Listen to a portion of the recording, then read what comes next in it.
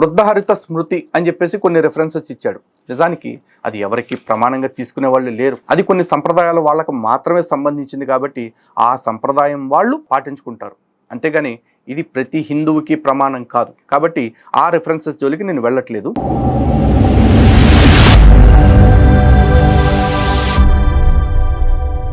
మహాదేవుడును మన రక్షకుడైనటువంటి యేసుక్రీస్తు నామంలో మీ అందరికీ వందనాలు తెలియజేస్తున్నాను.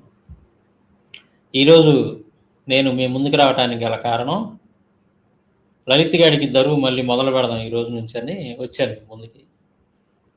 మధ్యలో వీడియోలు కొంత గ్యాప్ వచ్చింది. అంటే కొన్ని మనం పర్సనల్ పనుల్లో బాగా బిజీగా ఉండటం ఒకటి, బిజీ షెడ్యూల్ ఉండటం ఒకటి, ఆ తర్వాత కొద్దిగా చిన్న చిన్న అనారోగ్య కారణాల వలన కూడా నేను వీడియోలు చేయలేకపోయాను. సో ఇప్పుడు దేవుడు మంచి ఆరోగ్యాన్ని ఇచ్చాడు. చక్కగా ఇక మళ్ళీ మనం మతోన్మాదులకు దరువు అనేది మొదలు పెడదాం ఇవాళ నుంచి. సరే, ఇప్పుడు నేను ఫస్ట్ ముఖ్యమైనటువంటి 2 అప్డేట్స్ చెప్పిన తర్వాత లలిత్ గడి వ్యవహారం చూద్దాం. ఈ నెల 25వ తారీఖున, అనగా ఏప్రిల్ 25వ తారీఖు 2026 సంవత్సరం సాటర్డే, శనివారం రోజు 9:30 ఉదయం నుండి సాయంత్రం 6 గంటల వరకు మరి సాక్షి అపాలజెటిక్స్ సంబంధించినటువంటి ఒక సెమినార్ జరుగుతుంది.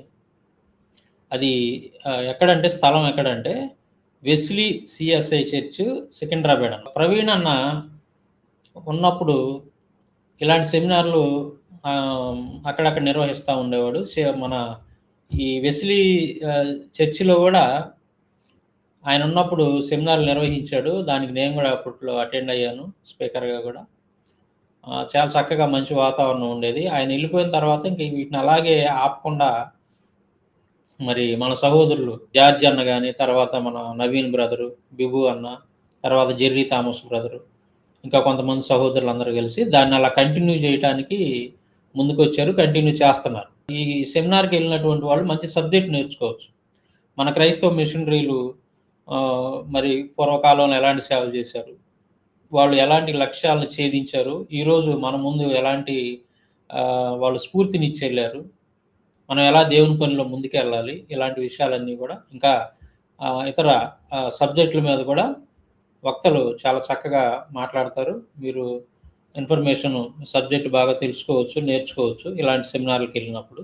ఈ నెల 25వ తారీఖు శనివారం మరి వెస్లీ చర్చ్ సికింద్రాబాద్లో జరిగేటటువంటి కార్యక్రమానికి సహోదరులందరూ రావాలని, ఆ కార్యక్రమాన్ని విజయవంతం చేయాలని మీ అందరికి కూడా నేను ప్రేమపూర్వకంగా విజ్ఞప్తి చేసుకుంటున్నాను. మీరు అక్కడ మన సాక్షి టీంను కూడా కలుసుకోవచ్చు, అందరు మాట్లాడవచ్చు. అంటుంటారు కదా, మన సాక్షి టీంను కలవాలన్నా ఎవరెవరు ఉంటారు, ఏంది, ఎక్కడ కలవాలని అప్పుడప్పుడు కొంతమంది ఫోన్లు చేస్తుంటారు. సో ఇది మంచి అవకాశం. మీరు రేపు 25వ తారీఖు సికింద్రాబాద్లో వెస్లీ చర్చ్లో మీరు ఈ కార్యక్రమానికి హాజరవ్వచ్చు. అక్కడ ఫోన్ నెంబర్లు ఉంటాయి, ఆ ఫోన్ నెంబర్లకు ఫోన్ చేసి మీరు తదుపరి వివరాలన్నీ కూడా మీరు తెలుసుకోవచ్చు ఈలోపు వెళ్ళాలనుకునేటువంటి వాళ్ళు. రెండవది వచ్చేసి, ఈయన భాస్కర్ రాజు గారు ఉన్నాడు కదా, ఆయన ఈరోజు ఒక పోస్ట్ ఏదో పెట్టాడు, అది నేను మీకు చదివినిపిస్తాను చూడండి. నేను ఈయన్ని చాలా మర్యాదగా డిబేట్కి పిలిచాను, చాలా మర్యాదగా.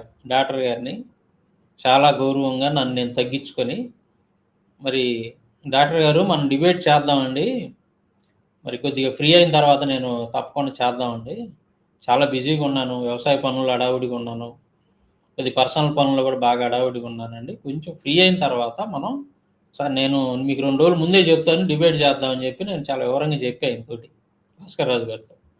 మొన్న ఒక వారం క్రితం, 5-6 రోజుల క్రితం ఈయన ఏం చేశాడంటే, ఆయన భక్తివన్ ఛానల్ దానికి సంబంధించినటువంటి డైరెక్టర్ చేత ఫోన్ చేయించాడు.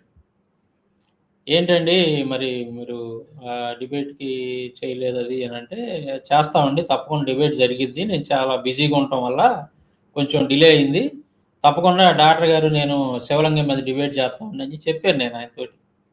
తర్వాత ముందుగా మనకు ఇంటర్వ్యూ ఇవ్వచ్చు కదండి, మన ఛానల్కి రండి, ఇంటర్వ్యూ ఇవ్వండి, తర్వాత డిబేట్ చేద్దరు అని అన్నాడు. అట్ట కాదండి, మేము ఎప్పటి నుంచో ఈ విషయం నలుగుతూ ఉంది కదా, శివలింగం గురించి డిబేట్ చేయాలని, అది అవ్వకుండా మిగతా ఇంటర్వ్యూలు అవన్నీ కుదరదండి, మీకు ఒకవేళ అవసరమైతే ఈ డిబేట్ అయిపోయిన తర్వాత నేను మీకు ఇంటర్వ్యూ ఇస్తానని కూడా నేను చాలా మర్యాదగా ఆయనతో మాట్లాడాను, చెప్పాను. లైవ్ కూడా ఇద్దామండి అది ఇది అని అన్నాడు. అట్లా కాదండి, మీరు ఫస్ట్ ఏమో ఒప్పుకో అన్నారు కదా దానికి, లైవ్ ఇవ్వటానికి. మేము వేరే ఛానల్లో మాట్లాడుకున్నాంలే, అక్కడ ఆ ఛానల్లోని డిబేట్ జరిగిద్దని కూడా నేను స్పష్టం చేశాను ఆయనతో.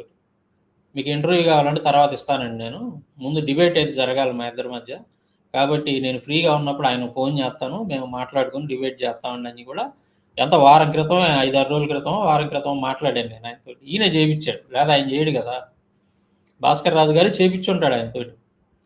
సో ఆయనకి నేను ఆయనతో మాట్లాడి వివరంగా చెప్పాను. ఆ సంగతి ఈయనకి చెప్పుంటాడని అనుకుంటున్నాను.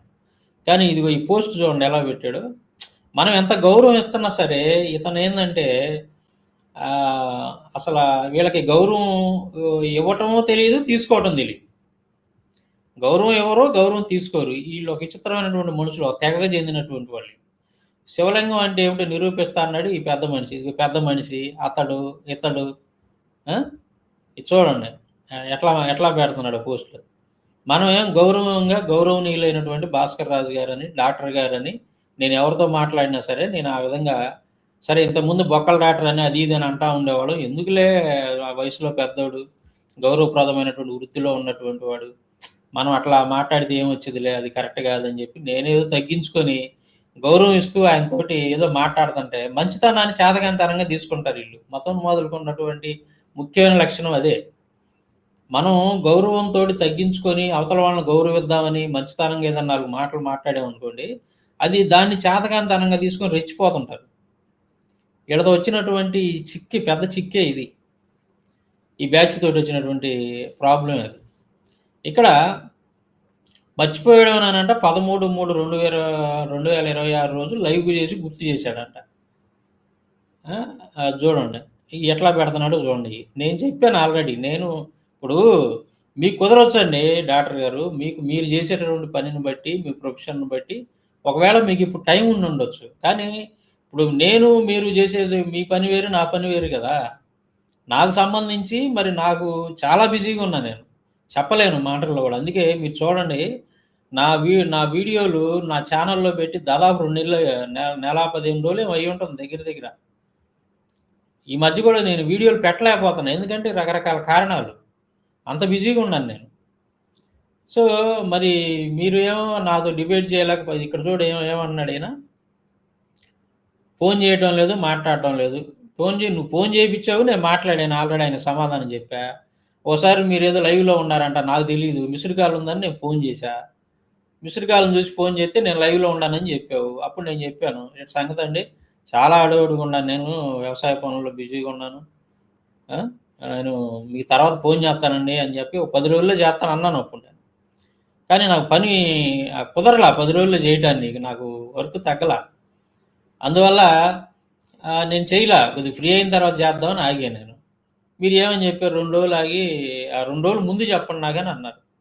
సరేనండి చెప్తాను, మనం చక్కగా డిబేట్ చేద్దాం అన్నాను. ఆ రోజు మాట్లాడుకున్నాం కదా, ఇంకెక్కడ నీకు ఫోన్ చేయింది, నేనే చేస్తాను నీ ఫోను మిస్డ్ కాల్ చూసి. తర్వాత ఇలాంటి పిరికి సన్నాసులా నాతో డిబేట్ చేసేది భాస్కర్ రావు. పిరికి సన్నాసులు అంటే మనకున్నటువంటి బిజీ షెడ్యూల్ని బట్టి 4 రోజులు లేట్ అయితే పిరికోళ్ళ. భాస్కర్ రాజు గారు, మీకు ఒక విషయం చెబుతాను ఏనండి, అంటే అదేదో నా గొప్ప కోసం అని కాదు, కానీ సిగ్నేచర్ స్టూడియోలో నా ఇంటర్వ్యూకి పిలిచినప్పుడు చాలా టైం తీసుకున్నాను నేను అప్పుడు. అంటే నాకున్న బిజీ షెడ్యూల్ని బట్టి వాళ్ళని ఏదో ఎక్కువ రోజులు వాళ్ళని అట్లా ఆపాలనో లేదా ఎక్కువ రోజులు గడపాలని కాదు, కావాలని చేసింది కాదు అది. నాకున్న బిజీ షెడ్యూల్ని బట్టి చాలా టైం తీసుకున్నా. ఆ తర్వాత క్రాంతి ఛానల్లో ఇంటర్వ్యూ కోసం అయితే వాళ్ళు దాదాపు 14 నెలలు ఆగారు తెలుసా. నమ్ముతారా మీరు? 14 నెలలు టైం పట్టింది. వాళ్ళు పిలిచిన తర్వాత నేను ఆ ఛానల్కి ఇంటర్వ్యూ ఇవ్వటానికి 14 నెలలు పట్టింది. మరి 14 నెలలు పట్టింది కదా అని చెప్పేసి అంటే ఈ 14 నెలలు ఆగాను అంటే భయపడిపోలేదంటావా, పిరికోడినని నేను పోలేదంటావా? డాక్టర్ గారు, నేను మీకు సలహా ఇస్తున్నాను. మీ ప్రొఫెషన్ బట్టి, మీ స్థాయిని బట్టి, మీ వయసును బట్టి మీరేం చేస్తారంటే ఈ బూత్ బ్యాచ్ మాటలు వినగాకండి మీరు. ఎందుకంటే మీ గౌరవం ఇంకా తగ్గించుకుంటున్నారు, మీ స్థాయి ఇంకా తగ్గించుకుంటున్నారు. ఇప్పుడు ఈ ప్రస్తుతం మీ మీద ఉన్నటువంటి అభిప్రాయం హిందువుల్లో కానీ క్రైస్తవుల్లో కానీ చాలా నీచమైనటువంటి అధమ స్థాయి మీద. అందువల్ల ఏందంటే, మీరు కొంచెం మీ వయసును బట్టి, మీ ప్రొఫెషన్‌ని బట్టి కొంచెం గౌరవప్రదంగా వ్యవహరించడం నేర్చుకోండి. కొద్దిగా ఓర్పు, సహనం అనేది నేర్చుకోండి ఫస్ట్. అర్థమైందా? ఏదో షుగర్ ఎక్కువైనోడికి మళ్ళీ బీపీ ఎక్కువైనోడికి మళ్ళీ ఆ పోస్టులేంది, ఆ మాటలేంది, ఆ పదాలేంటి, చాలా ఓపిక పట్టాను నేను మీ విషయంలో. చాలా అంటే చాలా ఓపిక పట్టా. అర్థమైందా? ఏందంటే, మళ్ళీ మనం తొందరపడితే ఒక మంచి వాతావరణాన్ని చెడగొట్టినోళ్ళం అవుతాం. బాగాదది. ఆయనతో డిబేట్ చేయాలని ఎప్పటినుంచో అనుకున్నాను. ఖచ్చితంగా ఇది ఒక ప్రజలకు గూడా ఒక మంచి సందేశాన్ని ఇచ్చినట్టుంటది. ఒక వాస్తవాన్ని తెలియజేసినట్టుంటదని నేను దానికో రెడీ అయ్యి ఉన్నాను నేను. ఎప్పటినుంచో పిలుస్తున్నా గదా! నేను ఇప్పుడు గూడా మనకున్నటువంటి పర్సనల్ పనులు బట్టి కొంచెం డిలే అయింది. మీరు దాన్ని అర్థం చేసుకోవాలా. ఆ! పిరికి సన్నాసులా, అదే ఇది ఏంటి ఆ మాటలేంటసలా? అది కరెక్ట్ గాదు. భాస్కర్‌రావు గారు, డాక్టర్ గారు అది కరెక్ట్ గాదు. మీ పద్ధతి మార్చుకోండి ఎప్పుడైనా సరే. ఎదుటి వాళ్ళకి అంత గౌరవం ఇవ్వటం, గౌరవించి మాట్లాడటం అనేది నేర్చుకోండి. గౌరవాన్ని ఇవ్వండి, గౌరవాన్ని తీసుకోండి. అది చేత కాదంటారా? తర్వాత పరిస్థితులు వేరుగా ఉంటాయి మళ్ళీ. అందువల్ల ఏందంటే, నేను ఒక మంచి వాతావరణాన్ని చెడగొట్టాలని నేను అనుకోవట్లేదు. అర్థమైందా? నేను మీకంటే ఇక్కడ డబల్ మాట్లాడగలను. నా సంగతి మీకు తెలుసు బాగా. మతోన్మాదులందరికీ నా సంగతి మీకు బాగా తెలుసు. సాంబశివరావు ఎలాంటోడో, ఎవరితో ఎలా మాట్లాడతాడో అనేది చాలా తెలుసు మీకు. 10 ఏళ్ల నుంచి చూస్తున్నా. కాబట్టి నేను చాలా వినయంగా, గౌరవంగా తగ్గించుకొని, చాలా రెస్పెక్ట్ ఇచ్చి మీకు నేను మాట్లాడుతుంటే, మీరు ఏంటి ఆ మాటలేంటసల? అది కరెక్ట్ కాదు. పద్ధతి కాదది. సో, మరి నేనేం చెప్పదలుచుకున్నానంటే, ఈ సందర్భంగా మరి డాక్టర్ గారికి మే నెలలో దాదాపుగా రెండో వారం మనం డిబేట్ చేయటానికి మరి ప్లాన్ చేస్తున్నాను నేను. మే నెల రెండో వారంలో ఖచ్చితంగా మనం డిబేట్ చేద్దాం. నేను మీకు 2, 3 రోజుల ముందే ఇన్ఫార్మ్ చేస్తాను. డిబేట్ అనేది ఖచ్చితంగా చేస్తాం. ఏ ఛానెల్‌లో చేస్తాం, ఏంటి అనేది మొత్తం నేను డిసైడ్ చేసి మీకు ఫోన్ చేస్తా. మే నెల రెండో వారంలో. శివలింగం అంటే ఏంది? శివుడి యొక్క పురుషాంగమా? లేదంటే అదేదైనా గుండ్రాయా? మీరు చెప్పినట్టుగా అనే టాపిక్ మీద మనం చక్కగా ఆరోగ్యకరమైన వాతావరణంలో డిబేట్ చేద్దాం. అర్థమైందా? ఒకళ్ళనొకళ్ళు తిట్టుకోవటాలు, దూషించుకోవటాలు, ఒకళ్ళనొకళ్ళు అవమానపరుచుకోవటాలు ఇయన్నీ వద్దు. ఇట్లాంటియన్నీ గూడా ఇయన్నీ గూడా చిల్లర మనుషులు చేసే పనులయి. అలాంటి పనులు చేయగాకండి మీరు. అది మీ యొక్క గౌరవానికి భంగం కలిగించింది. అలాంటి పనులు చేయగాకండి. అర్థమైందా? చక్కగా మనం ఒకళ్ళనొకళ్ళు గౌరవించుకుంటే డిబేట్ చేద్దాం. దీనికి సంబంధించి విధి విధానాలనేవి మనం 1, 2 రోజుల ముందు మాట్లాడుకొని, ఆ తర్వాత లైవ్‌లోనే ఇయన్నీ మాట్లాడుకోవడం కూడా లైవ్‌లో ఉండాలి. ఎందుకంటే ప్రజలందరూ తెలియాలి. మనం ఏం మాట్లాడుకుంటున్నాము, విధి విధానాలు, నియమ నిబంధనలు ప్రజలందరూ తెలియాలి. ఆ తర్వాత మనం డిబేట్ చేద్దాం. దాని గురించి మనం ముందుగానే నేను చెప్తాను మీకు. దాని గురించి మనం మాట్లాడుకుందాం. మే నెల రెండో వారంలో మనం డిబేట్ చేద్దాం. మీరేం కంగారు పడొద్దు, టెన్షన్ పడొద్దు. బీపీ, షుగర్‌లేం తెచ్చుకోవద్దు మీరు. మీరు హ్యాపీగా, ఆరోగ్యంగా, సంతోషంగా ఉండండి మీరు. డిబేట్ అనేది జరిగిద్ది. ఇప్పుడు ఒకటండి డాక్టర్ గారు, పిలిచి పిల్లనిత్తానంటే ఎవరైతే వదులుకుంటారు చెప్పు? సామెత ఒకటి ఉందిలే. ఇప్పుడు పిలిచి పిల్లనిత్తానంటే నేను ఎందుకు వద్దంటాను చెప్పు? అది నేనే అంత పిచ్చోడిని కాదు కదా, అమాయకుడిని కాదు కదా. మీరు ఒక గొప్ప అవకాశం ఇచ్చారు నాకు. ప్రజలకి ఒక వాస్తవాన్ని తెలియజేయటానికి ఒక మంచి అవకాశం నాకది. అలాంటప్పుడు నేను దాన్ని ఎందుకు వదులుకుంటా? వదులుకోను కదా అవకాశాన్ని, మంచి అవకాశాన్ని. మీరు ఏదో ఒకటి చెప్పి తప్పించుకోవాలని చూడబాకండి మళ్ళీ. అది కరెక్ట్ కాదు. కాబట్టి ఎట్ట పడితే అట్ట మాట్లాడి దీన్నేదో జడగొడదామని ఒకవేళ నీకు చెప్పేవాళ్ళు కొంతమంది ఉంటారు. వాళ్ళ మాటలు వినగాకండి. మీరు ధైర్యంగా ముందుకు రండి. ఖచ్చితంగా మనం డిబేట్ జరిగిద్ది. మే నెలలో రెండో వారంలో అట్లా మనం డిబేట్ చేద్దాం దాని మీద. చక్కగా ప్రజలకు వాస్తవాలను అందిద్దాం. ఇంకా ఇట్లాంటి పిచ్చి పిచ్చి పోస్టులు పెట్టబాకండి. పిచ్చి పిచ్చి వీడియోలు, పిచ్చి పిచ్చి పోస్టులు పెట్టగా మీ స్థాయిని తగ్గించుకోబాకండి. మీ స్థాయిని దిగజార్చుకోబాకండి. సో, నేను ఈ హితవు మీకు చెప్పాలనుకుంటున్నాను. చెప్పాను. సరే, ఇప్పుడు మనం ఈడొకడున్నాడు కదా, ఎవడో లలిత్ గాడు ఒకడున్నాడు కదా, బ్లాక్ మెయిలర్, రంగురాళ్ళు వ్యక్తిని బ్లాక్ మెయిల్ చేసి అడ్డంగా బుక్ అయిపోయి పోలీసులు పట్టుకెళ్ళారు కదా, మున్సిపాలిటీ వాళ్ళు కుక్కను లాక్కెళ్ళారు చూసారా? వాడు ఏమంటున్నాడు ఒకసారి వినండి మీరు. వాల్మీకి రామాయణం కిష్కింధకాండ 17వ సర్గ 35వ శ్లోకం. దానిలో ఏం చెప్తున్నారు? రాజుని చంపినవాడు, బ్రాహ్మణుల్ని చంపినవాడు, గోవుని చంపినవాడు, దొంగ, ప్రాణుల్ని చంపుటయందు ఆసక్తి గలవాడు, వేదము ప్రమాణము కాదనే నాస్తికుడు, పరివేత్త వీరందరూ నరకమునకు పోవుదురు. ఇక ఆ తర్వాత బ్రహ్మపురాణం ఉత్తర భాగం 102వ అధ్యాయం 13వ శ్లోకంలో తాత్పర్యం ఏమిటి అంటే, నాస్తికులు, లోభి, అవివేకులు నరకానికి పోతారు. ఈ రెండు చెప్పాడు. ఇప్పుడు దొంగలు, నాస్తికులు, కిడ్నాపర్లు, మర్డరర్లు, రేపిస్టులు వీళ్ళందరూ నరకానికి పోతారని చెప్పకపోతే ఏం చెప్పాలి రారుగుండు? వాళ్ళందరినీ తీసుకొచ్చి నువ్వు నీ ప్రభువు కూర్చోబెట్టి నీ పరలోకంలో పెట్టుకుని కాపురాలు చేసుకోండి. మా దగ్గర అయితే అట్లాంటివి ఉండవప్ప. మా దగ్గర వేసేస్తారు అంతే. నరకంలో అంటే నరకంలోనే వేసేస్తారు. అది విన్నారు కదా, ఈ లలిపిత్తిగాడు కామెడీలు చేస్తున్నాడు. అరే లలిపిత్తిగా ఏందిరా వాగుతున్నావు? రేపిస్టుల్ని, దొంగల్ని వీళ్ళందరూ నరకంలో ఏం చేస్తారు అది అంటావా?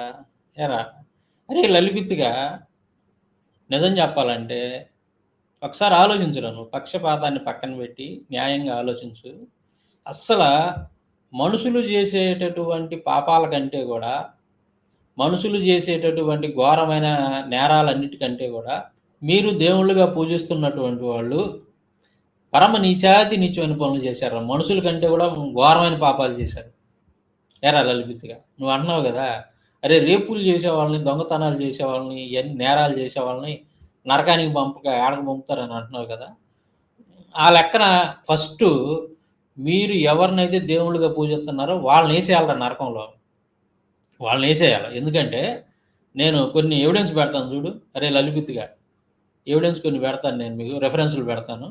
ఆ రెఫరెన్సుల ప్రకారం చెప్పరా, ముందు నరకానికి వెళ్ళాల్సినటువంటి వాళ్ళు ఎవరు? మీ దేవుళ్ళ లేదా మనుషులా? ఒకసారి మీకు చదివి వినిపిస్తాను చూడ. నువ్వే అన్నావు కదా, అరే గుర్తుపెట్టుకో లలిపిత్తిగా, ఏమన్నావు? రేపులు చేసేవాళ్ళు నరకానికి పోవాలా అన్నావు నువ్వు, అవునా? సరే గుర్తుపెట్టుకో అన్నమాట. లలిపిత్తిగా చూడరా ఒకసారి. సృష్టికాండం, పద్మపురాణము సృష్టికాండము 56వ అధ్యాయంలో ఏముందిరా ఇక్కడ? పూర్వం శంకరుడు గంధర్వులు, కిన్నెరులు, మానవుల్లో రూపవంతులైన స్త్రీలను చూసి మంత్రంతో వారిని దూరముగా తీసుకొని ఆకాశంలోకి వెళ్ళుచుండెను. అతి రమ్యమైన కుటీరము నిర్మించి వారితో క్రీడించెను. ఎరా ధ్యానము ద్వారా గౌరీదేవికి ఆ విషయం తెలిసినది. ఏందిరా ఇక్కడ ఏముందంట? శంకరుడు అంటే శివుడు ఏం చేశాడు? గంధర్వుల్లోనూ కిన్నెరల్లోనూ, అంటే గంధర్వ జాతికి చెందినటువంటి వాళ్ళల్లో అందమైనటువంటి స్త్రీలు, కిన్నెరల జాతికి చెందినటువంటి వాళ్ళు అందమైనటువంటి స్త్రీలు, మానవుల్లో కూడా, మనుషుల్లో కూడా ఉన్నటువంటి అందమైనటువంటి స్త్రీలను చూసి మంత్రంతో, అంటే వాళ్ళ మీద వశీకరణ మంత్రం ప్రయోగించి వాళ్ళని దూరంగా తీసుకొని పోయి ఆకాశంలోకి వెళ్ళుచుండెను. అతి రమ్యమైన కుటీరం నిర్మించి వారితో క్రీడించిన. అంటే ఏంది ఇక్కడ? ఈ స్త్రీలు ఎవరైతే ఉన్నారో పాపం వీళ్ళకి ఏమీ తెలియదు. అతనికి వశీకరణ మంత్రం ప్రయోగించాడు కదా వాళ్ళ మీద శివుడు, అందువలన ఏం జరుగుతుంది అనేది వీళ్ళకి తెలియదు. సో వీళ్ళని తీసుకొని ఏం చేశాడంట? వారితో క్రీడిస్తున్నాడంట. ధ్యానం ద్వారా గౌరీదేవికి ఈ విషయం తెలిసింది, అంటే భార్యకి తెలిసింది. ఈ తన భర్త శివుడు ఏం చేస్తున్నాడు అనేది భార్యకి తెలిసింది. శివుని ఆంతర్యం గ్రహించిన పార్వతికి రోషం వచ్చింది. అప్పుడు ఆమె క్షేమంకరి రూపం ధరించి శంకరుడు ఉన్న ప్రదేశానికి వచ్చాను. అనేక మంది స్త్రీల మధ్య ప్రకాశించుతున్న శంకరుని చూశాను. కామపీడితుడై, అరే లలిపిత్తిగా ఇది చూసుకో, జాగ్రత్తగా చూడాలి, పాయింట్ గుర్తుపెట్టుకోవాలి ఈ పదాన్ని. శివుడు ఎలా ఉన్నాడంట? కామపీడితుడై వారిని ఆలింగించుకొని, అంటే ఏంది? కౌగిలించుకొని వివిధ శాస్త్రాలు చేయొచ్చున్నా. ఎరా లలిపిత్తిగా, వివిధ చేష్టలు అంట. మరి వీటి గురించి వివరించాలి నువ్వు. అందమైనటువంటి స్త్రీలతోటి శివుడు ఏం చేస్తున్నాడు? వాళ్ళ మీద వశీకరణం ప్రయోగించాడు శివుడు. ప్రయోగించి వాళ్ళని ఒక చోట తీసుకొని వచ్చి, వాళ్ళందరినీ ఒక చోట తెచ్చి ఏం చేస్తున్నాడంట? వివిధ శాస్త్రాలు చేస్తున్నాడంట. ఏంట్రా వివిధ శాస్త్రాలు అంటే? అరే లలిపిత్తిగా చెప్పాలి నువ్వు. నా ఎలా నీకు చెప్పు తీసుకొడతా నేను వీటి గురించి కానీ వివరించకపోతే. లలిపిత్తిగా, వివిధ శాస్త్రాలు చేస్తున్న శంకరుని ముందుకు క్షేమంకరి వెళ్ళాను, అంటే తన భార్య వెళ్ళింది శివుడి దగ్గరికి. శివుడు సిగ్గుతో తలదిప్పుకున్నాడు. శివుడు సిగ్గుతోటి తలదిచ్చుకున్నాడంటరా. ఎప్పుడు సిగ్గుపడతారు చెప్పురా? అరే లలిపిత్తిగా, తప్పు చేసినప్పుడే కదా సిగ్గుపడేది ఎవరైనా. ఇప్పుడు నీకు అర్థమయ్యేటట్టు చెప్పాలంటే ఒకటే రా లలిపిత్తిగా. ఒక వ్యక్తి ఉంటాడు, ఆల్రెడీ పెళ్ళయింది. పెళ్ళైనా సరే మరొక స్త్రీని పెట్టుకొని ఉంటాడు ఒక ఇంట్లో. అప్పుడు భార్యకి ఆ విషయం తెలిసిద్ది. భార్య ఏం చేసిద్ది, పోలీసులను తీసుకొని పోయి లేదా వాళ్ళ బంధువులను తీసుకొని వెళ్ళి ఆ తలుపులు పగలగొట్టి లోపలికి వెళ్ళినప్పుడు అక్కడ ఉన్నప్పుడు సిగ్గుపడతాడు అనమాట. అరే నా భార్యకి తెలిసిందే ఈ విషయం అని చెప్పి సిగ్గుపడతాడు. అప్పుడు భార్య వచ్చి 4 కుమ్ములు గుమ్ముతా ఉంటది. అది ఈ మధ్య మనం అంతా చూస్తానే ఉన్నాం కదా! సోషల్ మీడియాలో అయ్యే వీడియోలు కదా ఎక్కువ ఇప్పుడు ఈ మధ్య. అక్రమ సంబంధాలకు సంబంధించి. అలాగే శివుడు చూడు భార్య ఉండగా భార్యని పక్కన పెట్టి పరాయి స్త్రీలని మరి మంత్రం ప్రయోగించి వాళ్ళ మీద వశీకరణ మంత్రంతో వేరే చోటకి తీసుకొని వచ్చి వాళ్ళని మరి వాళ్ళతోటి రమిస్తూ ఉన్నాడు, వాళ్ళతోటి సంభోగిస్తూ ఉన్నాడు అనమాట. ఇంకా వివిధ చేష్టలు ఆలంఘించుకొని వాళ్ళని కౌగిలించుకొని వీళ్ళని క్రీడిస్తూ ఉన్నాడంట వాళ్ళతోటి. అలాగే శివుడు సిగ్గుతో తలదిప్పుకున్నాడంట. అరే దేవుడు ఏంటి సిగ్గుతో తలదిప్పుకోవటం ఏందిరా లలిపిత్తిగా? అరే నీకు సిగ్గు శరం కొంచెమన్నా ఉందంటారా ఎదవనాయాల? నువ్వు ఏ మొహం పెట్టుకుని బైబుల్ని విమర్శిస్తున్నావురా నువ్వు ఎదవనాయాల? కాదురా దేవుడేంటి ఇట్టాటి నీచాతి నీచమైనటువంటి క్రూరమైన దుర్మార్గమైనటువంటి పనులు చేయటం ఏంది స్త్రీల పట్ల? మరి భార్య రావటం ఏంది, భార్యను చూసి సిగ్గుతోటి తలదిప్పుకోవటం ఏంది? ఇవన్నీ నేను రాసినవి అంటారా ఇవన్నీ? ఇదిగో చూడరా, శ్లోకాలు కూడా ఇచ్చాను చూసుకోరా ఒకసారి ఎదవనాయాల. వారిని అందరినీ కోపం ఇప్పుడు ఆమె ఏం చేసిందంట వచ్చి ఎవరు శివుడు భార్య శివుడిని కదా తన్నాల్సింది. తప్పు చేసింది శివుడు అక్కడ స్పష్టంగా కనపడుతుంది. ఆ స్త్రీలకు పాపం ఏ సంబంధం లేదు, వాళ్ళకి ఏం జరుగుతుందో తెలియదు. వాళ్ళు ఒక రకమైన ట్రాన్స్లో ఉండిపోయారు. ఎందుకంటే శివుడు వశీకరణ మంత్రాన్ని ప్రయోగించాడు కాబట్టి వాళ్ళ మీద.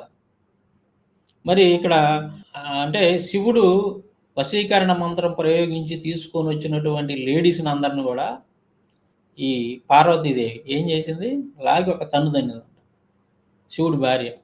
తన్నాల్సింది ఎవరిని, తప్పు ఎవరిది? ఇక్కడ న్యాయం చెప్పరా అరే లలిపిత్తిగా? ఇప్పుడు ఈ లెక్క ప్రకారం వీళ్ళిద్దరు నరకానికి పోవాలిగా, అన్యాయంగా ప్రవర్తించినందుకు పార్వతి, మరి ఇలాంటి స్త్రీల మీద ఇంత దారుణమైనటువంటి అత్యాచారాలు చేసినటువంటి శివుడిని వీళ్ళిద్దరు నరకానికి వెళ్ళాలిగా లెక్క ప్రకారం అయితే, న్యాయంగా అయితే. నువ్వేదో అన్నావు కదరా రేపులు చేసిన వాళ్ళని నరకానికి పంపాలి, కానీ ఏంటి మీరు అట్లా ఇది అంటున్నావు కదరా? అరే పిచ్చి ముండా కొడక, దరిద్రం ముండా కొడక లలితగా కాదురా. ఏంది ఇక్కడ భార్యాభర్తలో ఇద్దరు తప్పు చేశారట, ఇద్దరు అన్యాయం చేశారు ఆ స్త్రీలకి. తప్పు చేసిన వాడిని పక్కన పెట్టి పాపం అన్యాయంగా ఏం జరుగుతుందో కూడా తెలియనటువంటి స్త్రీలని ఇలా కొట్టి జుట్టు పట్టుకొని తన్ని భూమిపై పడి వికృతి రూపులు, పాపం వాళ్ళు భూమి మీద పడిపోయి వికృతి రూపులు అయ్యారంట. ఉమాశాప ప్రభావం వలన దగ్ధమైన అంగములు గలవారు మ్లేచ్చులు వశమయ్యారు. ఆ స్త్రీలు ఉమాశాప ప్రభావం వలన దగ్ధమైన అంగములు గలవారు మ్లేచ్చుల వశమయ్యి ఆ స్త్రీలు చండాల స్త్రీలను ఖ్యాతిని పొందిరి. ఈనాటికి కూడా వారు ఆ శాపం అనుభవిస్తున్నారు. అదేందిరా, తప్పు చేసినవాడు శివుడు కదా, శివుని కదా తన్నాల్సింది, లాగే ఒక తన్ను తన్నాల్సింది శివుణ్ణి. పాపం అపశోభం తెలియనటువంటి స్త్రీలని, అంటే వాళ్ళ శీలాన్ని దోచుకుంది కూడా కాకుండా, వాళ్ళని ఒక చోట నుంచి ఎత్తుకొని వచ్చింది కూడా కాకుండా, బంధించింది కూడా కాకుండా, మళ్ళీ పైగా కొట్టడం, వాళ్ళంతా భూమి మీద పడి చండాల స్త్రీలు. చండాలు అంటే ఎవరు తెలుసు కదా, దళితులు చండాలు అంట. వాళ్ళందరిని కూడా భూమి మీద ఆ విధంగా పడేసిందంట. తప్పు కదా ఇది ఇలా చేయటం. ఇప్పుడు పార్వతిది తప్పే, మరి శివుడు చేసింది కూడా తప్పే. నువ్వు చెబుతున్నావు కదా రేపు చేసిన వాళ్ళందరిని కూడా తీసుకెళ్ళి నరకంలో వేయాలంటున్నావు కదా, మరి వీళ్ళిద్దరిని ఏం చేయాలి చెప్పి? ఇప్పుడు వీళ్ళిద్దరిని ఏం చేయాలి? ఏడకు పోవాలరా వీళ్ళిద్దరు? నరకానికి పోవాలా లేక స్వర్గానికి పోవాలా? అదే అందుకే నేను అంటుంది లలిపిత్తిగా, ఫస్ట్ నరకానికి పోవాలనుకుంటే మనుషుల కంటే కూడా నీచాతి నీచమైన ఘోరాతి ఘోరమైనటువంటి పనులు పాపాలు చేసినటువంటి మీ దేవుళ్ళే ఫస్ట్ నరకానికి పోవాలా. మీ యొక్క గ్రంథాల ప్రకారం నా సొంత మాటలు కాదు, నేను అన్ని ఇక్కడ చదివి వినిపిస్తున్నాను. ఎవరైనా సరే డౌట్గా ఉంటే ఇక్కడ ఉన్నటువంటి రెఫరెన్స్ చదివి ఆ పుస్తకాన్ని తెచ్చుకొని మీరు చదివి చూడండి సాంబశివరావు చెప్పింది ఉందా లేదని. ఎవరు మాట్లాడినాలి? ఇలాంటి ఈ లలిపిత్తిగాడు లాంటి బ్లాక్ మెయిలర్ గాడు, బ్రోకర్ నాయుడు, పిచ్చిమొండా కొడుకులు మాటలా మీరు వినేది? లేదంటే ఆ గ్రంథాల్లో ఉన్నట్టు మీ ముందు ఇలా స్క్రీన్ మీద పెట్టి మరి శ్లోకాలతో సహా రెఫరెన్స్ సహా ఇచ్చి వాస్తవాలు చదువుతున్నటువంటి సాంబశివరావు మాట మీరు వినాల్సింది. లేదంటే అలాంటి లుచ్చనాయలు లాంటి లలితగాడు లాంటి లుచ్చనాయల మాటలు మీరు వినాల్సింది. ఒకసారి ఆలోచించుకోండి ఐదో సహోదరు, విఘ్నులైనటువంటి ఐదో సహోదరు. అందుకే నేను రాసినటువంటి ఆ 2 పుస్తకాల్లో కూడా ప్రతి చాప్టర్లో చివర ఒక లైన్ పలకరించాను నేను. విఘ్నులైనటువంటి ఐదో సహోదరులారా ఆలోచించండి, ఎంత రెస్పెక్ట్ ఇచ్చాను. ఎక్కడ నా హైందవ సహోదరులు నేను అవమానించి కానీ తక్కువ చేసి కానీ ఎక్కడ నేను మాట్లాడలేదు. చాలా రెస్పెక్ట్ ఇస్తూ, చాలా గౌరవంగా వాళ్ళని సంబోధిస్తూ నేను ఆ పుస్తకాల్లో మెన్షన్ చేసి రాశాను ఈ విషయాలన్నీ కూడా. చూడండి చాలా చక్కగా మానభంగ పర్వం అనే ఒక చాప్టరే ఉంటుంది. ఇది మత్స్య పురాణం. మత్స్య మహాపురాణంలో 3వ అధ్యాయం 31 నుంచి 38 శ్లోకాలు కనుక మనం చూస్తే ఇక్కడ మనందరికీ తెలిసిన విషయం ఏంటిదంటే ఇది బ్రహ్మ తన దేహం నుండి పుట్టిన సరస్వతిని చూసి వెంటనే కామబాణములచే బాధ నొంది ఎటువంటి సౌందర్యము అని మాటి మాటికి ఆశ్చర్యంతో పలికిను. అంతలో సరస్వతి తన తండ్రి అయిన బ్రహ్మ చుట్టూ తిరిగి ప్రదక్షిణ చేసెను. ఆమె సౌందర్యమును చూడదలిచియు, ఎవరో బ్రహ్మ కూతురు బ్రహ్మ చుట్టూ కూడా తిరిగి, బ్రహ్మ యొక్క కూతురు బ్రహ్మ చుట్టూ తిరుగుతుంది నమస్కారం చేసుకుంటూ, ప్రదక్షిణ చేస్తుంది అతని చుట్టూ కూడా భక్తితోటి.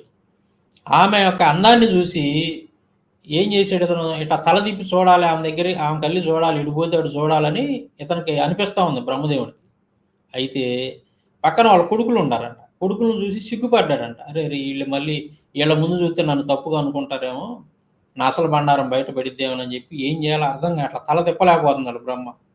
తన కూతురును చూసి మోహించి అందానికి ముద్దులైపోయి సరస్వతి యొక్క అందానికి మరి తలకాయ అటు ఇటు తిప్పాలంటే పక్కన తన కొడుకులు ఉండాలి, తలకాయ తిప్పాలంటే తిప్పలేకపోతున్నాడు. అయినప్పటికి కూడా ఎలా చూసాడో చూడండి, కాము చూపులతో ఎలా చూసాడో చూడండి. వెలవెల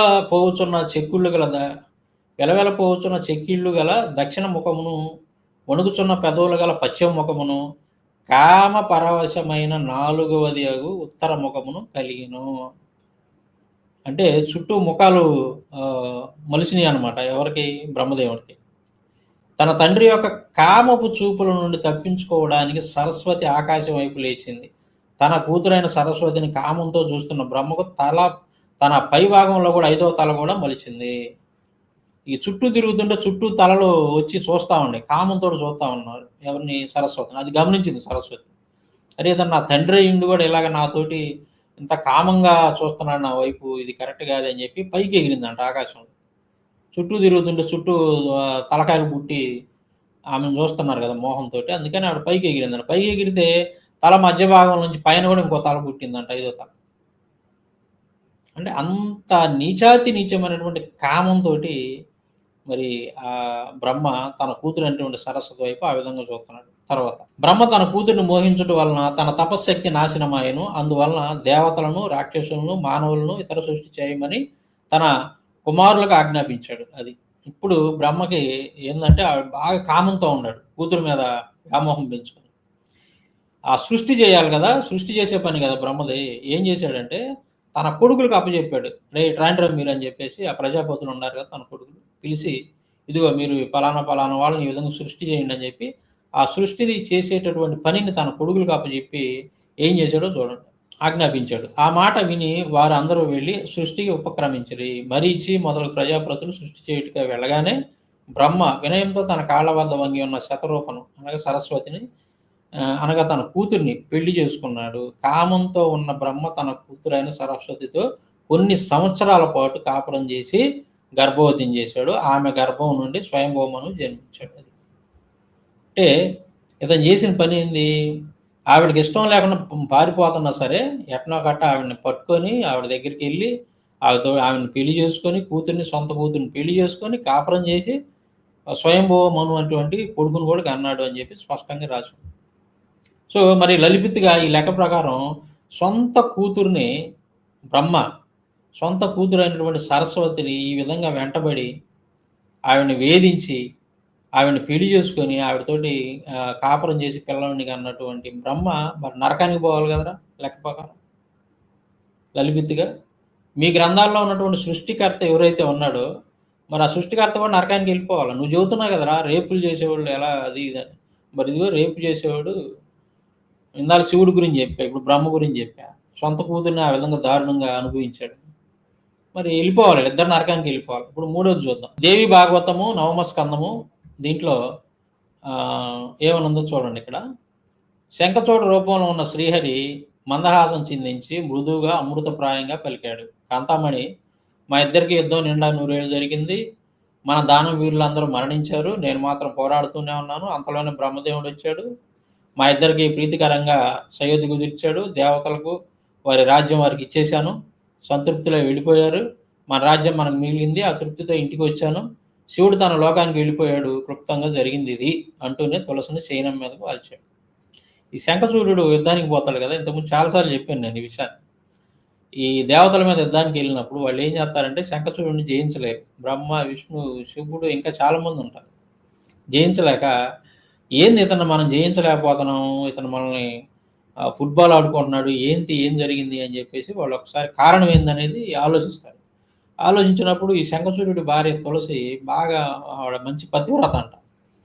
పతివ్రత కాబట్టి అతన్ని మనం జయించలేకపోతున్నాం. తన భార్యని ఆ యొక్క శీలాన్ని కనుక జడిపేసామనుకో మనం, ఆ పాతివ్రత్యం పోయిద్ది, అప్పుడు మనం ఇతను చంపొచ్చు అని చెప్పేసి వీళ్ళందరూ కలిసి గూడుపుటాన్ని చేసుకొని ఈ దేవతలందరూ ఏం చేస్తారు, శంఖచూడుడి భార్య దగ్గరికి విష్ణువుని పంపుతారు. విష్ణువు వెళ్తాడు, వెళ్ళి అబద్ధాలు చెబుతాడు తులసితోటి. అంటే తులసి యొక్క భర్త రూపంలో, శంఖచూడుడి రూపంలో విష్ణువు వెళ్తాడు. మీకు అర్థమయ్యేటట్టు చెప్పాలంటే గౌతముడు మరి నదికి పోయినప్పుడు గౌతమ మహర్షి రూపంలో ఇంద్రుడు అహల్య దగ్గరికి పోయి అహల్య శీలాన్ని పాడు చేసిన స్టోరీ ఉంటుంది కదా, సేమ్ అలాగే ఇది కూడా. మరి దేవుడు అని చెప్పుకుంటారు, గొప్ప దేవుడు అని చెప్పుకుంటారు, ఎంతో గొప్పగా కీర్తిస్తుంటారు విష్ణువుని.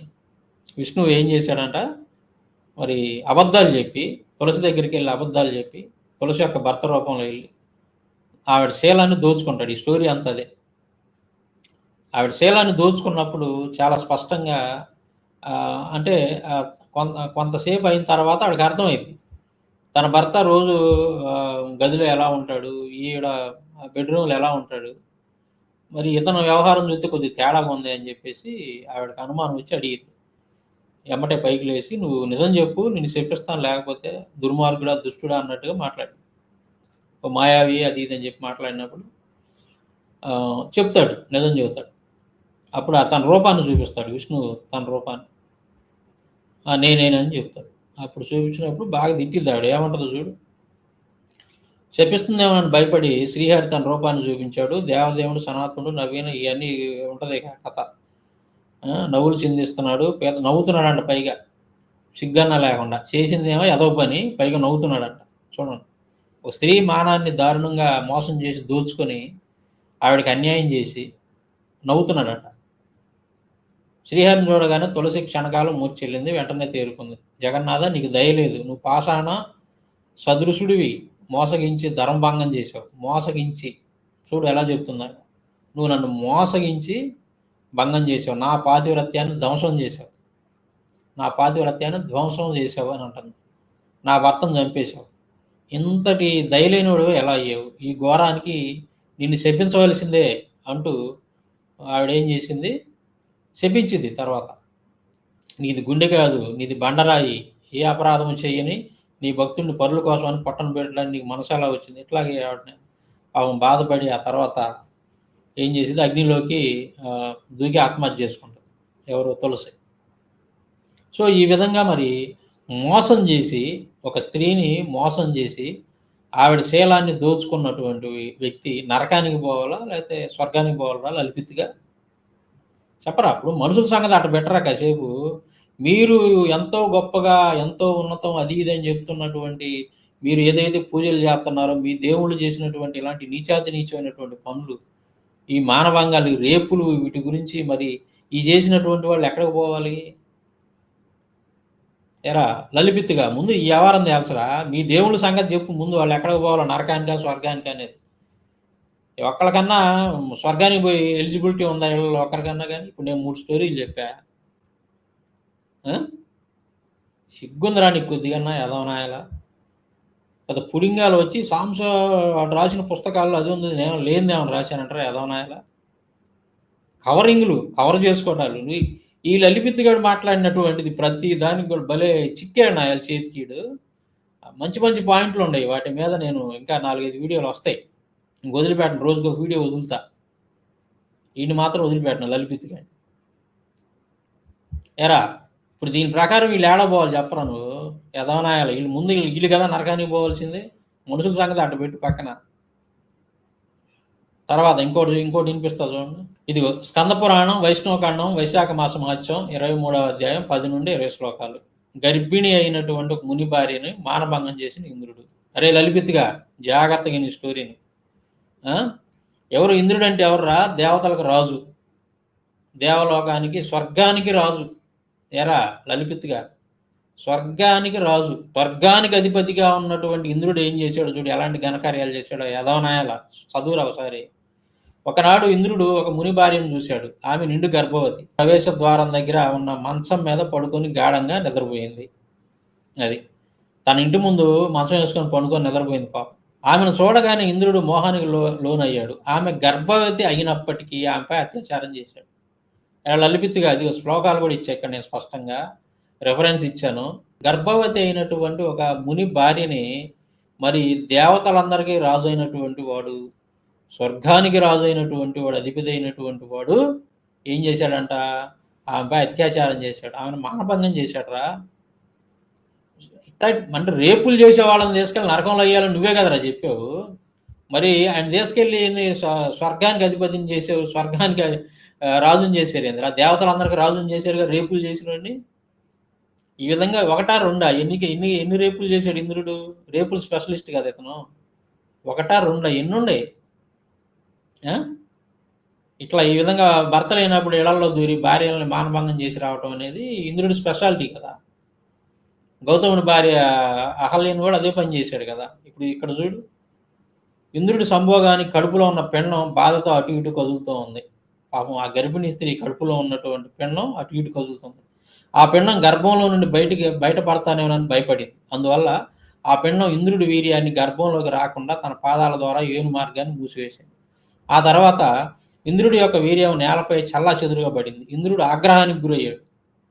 ఏందిరా ఇది, అరే పిచ్చి ముండా కొడగా లలిపిత్తుగా ఏందిరా ఇది. ఇంద్రుడు ఆగ్రహానికి గురాడు. ఇంద్రుడి కళ్ళు కోపంతో ఎర్రగా మారాయి. పట్టరాని కోపంతో ఆ పిండాన్ని ఈ విధంగా శపించాడు. ఓరి దుర్మార్గుడా, ఏరు మార్గాన్ని మూసివేసి నన్ను అవమానించావు, కాబట్టి నీవు పుట్టుకతోనే అంధుడిగా పుట్టుదుగా కానీ శపించాడంట. ఆ స్త్రీ యొక్క గర్భంలో ఉన్నటువంటి ఆ బిడ్డని శపించాడంట ఇంద్రుడు. నా పనికి అడ్డు తగులుతున్నవరా. ఎంత దుర్మార్గం రా. ఒక గర్భిణీతో ఉన్నటువంటి, కడుపుతో ఉన్నటువంటి ఒక స్త్రీని ఇంత దారుణంగా మానభంగం చేయటం ఏంద్రా అసలు. ఇట్లాంటి వాడిని తీసుకెళ్ళి స్వర్గంలో దేవతలకు రాజుగా పెడతారా మీరు? స్వర్గానికి అధిపతిని పెడతారా? ఎలా లలిపిత్తుగా. ఒరే ఇంద్రుడు, ఒకవేళ మీ నమ్మకం ప్రకారమే చూద్దాంరా, ఇంద్రుడు ఇంత నీచమైన పనులు చేస్తుంటే, ఇంత స్త్రీ వ్యామోహంతో నిండి ఉన్నటువంటి ఇంద్రుడు మరి స్వర్గానికి వెళ్ళేటటువంటి స్త్రీల పరిస్థితి ఏందిరా? అక్కడ ఉండేది ఇంద్రుడు కదా అధిపతి. మీ యొక్క నమ్మకం ప్రకారం ఆలోచించవసారి. మీ నమ్మకం ప్రకారం. నేను అవన్నీ నమ్మలే, అవన్నీ కట్టుకథలు, ఊహ నుంచి పుట్టినటువంటి కథలు అవన్నీ కూడా కాదురా. మరి ఏంది ఇంత దుర్మార్గమా? గర్భిణి అని కూడా చూడకుండా ఒక స్త్రీని దారుణంగా మానభంగం చేసినటువంటి ఇంద్రుడు ఉండాల్సిందే నరకంలో కదా. నువ్వే చెప్పావు కదరా. మరి ఇతను ఎక్కడ ఉంటున్నాడు ఇప్పుడు? స్వర్గానికి రాజుని చేసి కింగుని చేశారు కదా మీ దేవుళ్ళు అందరు కలిసి. ఎంత దుర్మార్గమైనటువంటి పనిరా ఇది. రేపులు చేసిన వాళ్ళని ఏసేస్తాం అన్నావు కదరా నువ్వు. చెత్తనా అలా. అరే లలిపిత్తుగా, రేపులు చేసిన వాళ్ళు ఏసేస్తాం ఏంది మీ దేవుళ్ళలాగా అది ఇది అన్నావు కదా నువ్వు. సరే, మా బైబిల్లో ఏముందో దాని గురించి నేను తర్వాత వివరిస్తాను. వీడియో లెంత్ ఎక్కువైద్దని మిగతా పాయింట్లు నేను మాట్లాడాల. తర్వాత వీడియోలో చెప్తా వాటి గురించి. నువ్వు బైబిల్ గురించి మాట్లాడిన వాటి గురించి కూడా చెప్తాను. ఒక నిండు గర్భిణిని ఆ రకంగా మానభంగం చేసి దుర్మార్గం ప్రవర్తించినటువంటి ఇంద్రుడు ఏడ్రా స్వర్గానికి అధిపతిని చేస్తారా మీరు? నరకంలో ఉంటాం ఏ శాతం అంటే కదరా యదవనాయాలు. ఏడేశారా నరకంలో? ఎక్కడ ఇంద్రుడు నరకంలో వేసింది? స్వర్గానికి పెద్దగా పైగా అతన్ని అధిపతిని చేశారు కదరా. ఎవరో చెబుతారు నువ్వు ఇవన్నీ ఇట్టాటి పిచ్చి కథలు, పెట్ట కథలు అమాయకులు చెప్పురా అంటారు. నాకు కాదు, సాంబశివరావు కాదు. సాంబశివరావు ముందు మీరు ఎందుకు పనికిరారు? అరే లలిపిత్తుగా నేను ఇంతకుముందు చెప్పాను, నేను వివరంగానే. ఏమని చెప్పాను? ఒరే మీ యొక్క హిందూ మత గ్రంథాలు ఒకవేళ మీరు అనుకున్నట్టు అది ఒక మహాసముద్రమే కానీ అని అనుకుంటే, మీరు దాంట్లో మొత్తం ఆ చివరి నుంచి ఈ చివరి దాకా మొత్తం ఆ సముద్రం అంతా కూడా ఈదొచ్చానే. మీరేం చేస్తున్నారంటే ఒడ్డు నుండి రాళ్ళు వేస్తున్నారు. రాళ్ళు వేసి ఇక్కడ ఎంత లోతు ఉంటుంది, అక్కడ అంత లోతు ఉంటుంది అని అనుకుంటున్నారు, మీరు ఊహించుకుంటున్నారు. కానీ సాంబశివరావు అలా కాదు. మొత్తం ఈదొచ్చాడు ఆ సముద్రం అంతా. ఈదొచ్చాడు కాబట్టి లోపల ఎక్కడ ఎంత లోతు ఉంది, ఎక్కడ ఏముండయి, ఎక్కడ రాళ్ళు ఉన్నాయి, ఎక్కడ రప్పలు ఉన్నాయి, ఎక్కడ చెట్లు ఉన్నాయి, ఎక్కడ కొండలు ఉన్నాయి, అన్నీ కూడా చూసి వచ్చాడు కాబట్టి ఏంది వాటి గురించి ఇలాగే నేను అన్ని ఎవిడెన్స్ ఇచ్చి మాట్లాడతా. మీరెందుకు పనికిరారు? మీరేదో కవర్ చేసుకోవాలని నా ముందుకొచ్చితే ఇది ఎట్లాగే ఉంటుంది మీ పరిస్థితి. మీరు ఆలోచించండి. విఘ్నులైనటువంటి ఐందవ సహోదరులు కూడా ఒకసారి ఆలోచించండి మీరు. ఇలాంటి పనులు చేసినటువంటి వాడిని, గర్భంతో ఉన్నటువంటి స్త్రీని ఇంత నీచాతి నీచంగా మానభంగం చేసినటువంటి ఒక వ్యక్తిని ఎక్కడేయాలి? నరకంలో కదా ఎయ్యాల్సింది. లలిత్ గారు చెప్పినట్టు నరకంలో ఎయ్యాలి. మరి మీరు చేసిన పనేంది? స్వర్గానికి అధిపతినిగా చేశారు. దేవతలందరి మీద రాజుగా ఉంచారు అతను. మరి నువ్వు చెబుతున్నావు కదా, మీ శివుడు, బ్రహ్మ, విష్ణువు వీళ్ళంతా వచ్చి, అరే ఏందిరా ఈ పనులు, నీలాంటోడు మరి స్వర్గానికి అధిపతిగా ఉండటానికి అర్హుడు కాదు, వేరే వాళ్ళని మరి ఉంచుతాం ఇక్కడ రాజుగా, నువ్వు పనికిరావని చెప్పి ఆమెను వచ్చి చెప్పారా అక్కడన్నా? పైగా తర్వాత స్టోరీల్లో చూసుకుంటే మనం ఇంద్రుడికి చాలా విషయాల్లో వీళ్ళు సహాయం చేసినట్టుగా ఉంటుంది. ఎక్కడ మందలిచ్చినట్టు ఉండదు వీళ్ళు ఇంద్రుడిని. ఇలాంటి నీచాతి నీచమైన పనులు చేయొద్దు అని మందలించినట్టు ఎక్కడ ఉండదు. కావాలంటే మీరు చూడండి. ఎవరు ఈ బ్రహ్మ, విష్ణు, శివుడు వాళ్ళేం మందలిస్తారు? ఇప్పుడు వాళ్ళు వచ్చి మందలించారు అనుకో, నీ సంగతి ఏం చెప్పబోయా అంటాడు కదా. మీ గ్రంథాల్లో ఉన్న కథల ప్రకారం ఏం చెప్తాడు? శివుడికి పద్మపురాణంలో స్టోరీ చెబుతాడు. నువ్వేంది, నేను ఇప్పుడు ఒకళ్ళిద్దరినే మానభంగం చేశాను, నువ్వేంది ఏకంగా మంచి మంచి అమ్మాయిలందరినీ తీసుకెళ్ళి అక్కడ నువ్వు మానభంగం చేస్తుంటే నీ భార్య వచ్చింది కదా, నువ్వు సిగ్గుతో తలదించుకున్నావు కదా, నువ్వు కింద పడిపోయావు, నీ భార్య వాళ్ళని కొట్టింది కదా అని చెప్తాడు. అప్పుడు తలకాయ ఎంచుకొని పోవాలి అక్కడ కూడా శివుడు. విష్ణు వచ్చి అడిగాడు అనుకో, విష్ణువుకి అదే చెప్తాడు. నువ్వు తులసిని మానభంగం చేయలేదా, బృందను మానభంగం చేయలేదా, నువ్వు చేసిన పని ఏంది, నువ్వు చాలే పోయా, నువ్వు పెద్ద నీతులు చెప్పొచ్చావు అంటాడు. ఇంద్రుడికి ఏదైనా బుద్ధి చెబుతావని విష్ణువు దగ్గరికి వస్తే, లేదు బ్రహ్మ ఉన్నాడు, బ్రహ్మ వచ్చాడు అనుకో, అరే నువ్వు ఏ మొహం పెట్టుకొని నాతో మాట్లాడుతున్నావు, నువ్వు ఎదవనా ఇలా, నువ్వు సొంత కూతురు అని గీటిగా పడి సొంత కూతురుతోనే కాపురం చేసి పిల్లలు అన్నాడు, నువ్వేంద్రా నాకు చెప్పేది, పోవతల పోరా అంటాడు. అలాంటి దుర్మార్గుడు ఇంద్రుడు. కాబట్టి మరి ఇంత నీచమైన పనులు చేసినటువంటి వాడిని తీసుకెళ్ళి నరకంలో వేయకుండా స్వర్గానికి అధిపతిగా పెడతాం అనేది ఎంతవరకు కరెక్టరా? లలిపిత్తుగా నువ్వు అన్నావుగా ఇందాకలా, మేము వేసేస్తాం మా ఏందనుకుంటున్నాం అన్నావు కదరా, ఏదిరా ఎక్కడ వేసారా ఇంద్రుడిని? నరకంలో ఇంద్రుడిని తీసుకెళ్ళి స్వర్గానికి అధిపతిని చేశారా? పిచ్చి ముండా కొడక లలిత్గా, అరే బ్లాక్ మెయిలర్గా చేత్తనాయాల. ఇంకోటి చూపిస్తా చూడరా. అహల్యను మానభంగం చేసిన ఇంద్రుడు. బ్రహ్మవర్తి మహాపురాణం, శ్రీకృష్ణ జన్మఖండం 61వ అధ్యాయం 43-47 శ్లోకాలు. ఏముంది ఇక్కడ?